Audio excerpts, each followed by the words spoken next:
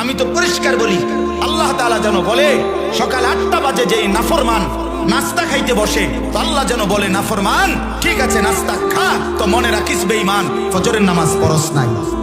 খা, ঠিক আছে খাইতে লইছো খা। রাত 10টা বাজে যেই নাফরমান খাইতে বসছে, রব্বুল আলামিন ডাক দিয়ে বলে নাফরমান খাইতে লইছো খা, কোনো অসুবিধা নাই, আমি আটকাবো না, তবে মনে রাখিস এশার নামাজ পড়স। ইন্নাকুম মুজরিমুন, তুই কিন্তু পাপী, খাইতে থাকো।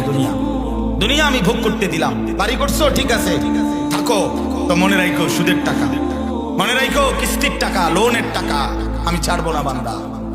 ওয়াইলুন ইয়াউমাইযিল লিল মুকাদ্দিবিন, সেদিন প্রতিটা মিথ্যাবাদী নাফরমানের জন্য ওয়াইলুন জাহান্নাম, আযাব, দুঃখ, লাঞ্ছনা।